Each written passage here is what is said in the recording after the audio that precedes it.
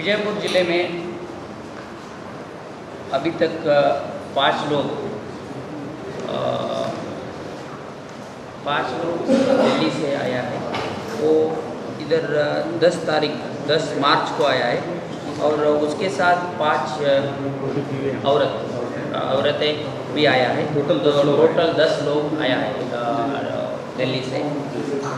अभी तो उसका 21 डेज 21 दिवस कंप्लीट हुआ है।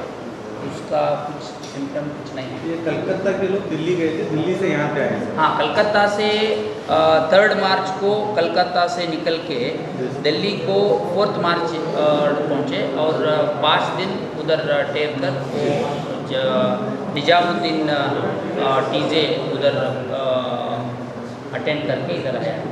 और यहाँ पे कब है सर, कौन सी तारीख को है? 10 मार्च को बीजापुर आया था।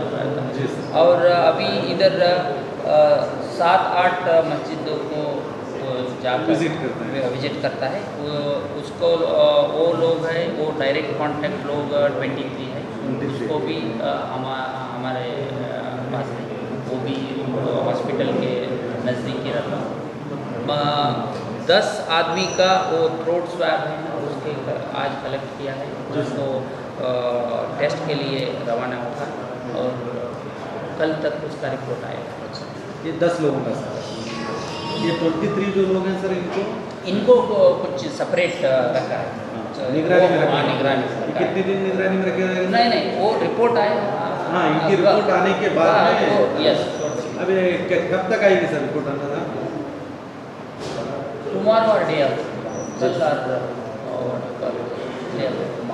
ये 10 और 13 लोगों की रिपोर्ट है या 3 लोगों की रिपोर्ट सर? वो 10 का वो सेपरेट है। वो 3 का ये 3 लोग है, वो मलेशिया और इंडोनेशिया से आया था ना। हाँ। उसको डायरेक्ट कांटेक्ट में आया है। यहाँ के 3 लोग वो बीजापुर वाला है जी सर। वो 10 लोग कलकत्ता वेस्ट बंगाल से है।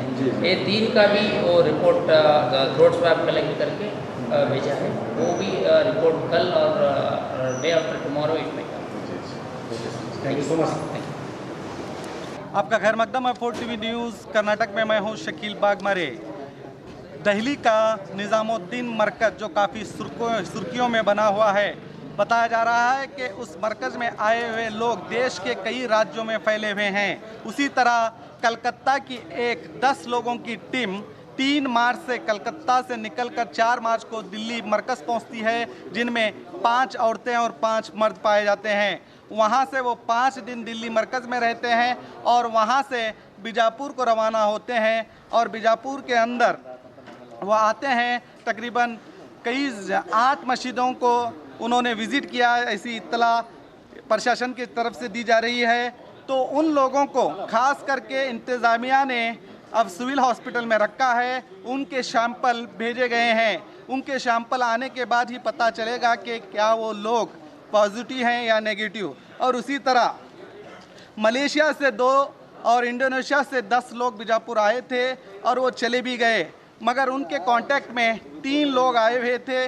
उन 3 लोगों को भी प्रशासन ने अपनी निगरानी में रखा है और ये 3 लोगों के कांटेक्ट में तकरीबन 23 लोग आए हुए थे। उन 23 लोगों को भी प्रशासन ने निगरानी में रखा है। अब ये इसकी बात का खुलासा और इस बात का पता तब चलेगा जब ये 10 लोगों में अगर कोई भी एक पॉजिटिव आता है तो इन 3 और इन 23 लोगों की जांच की जाएगी। तब तक ऐसी कोई खबर नहीं है कि ये लोग सब पॉजिटिव हैं।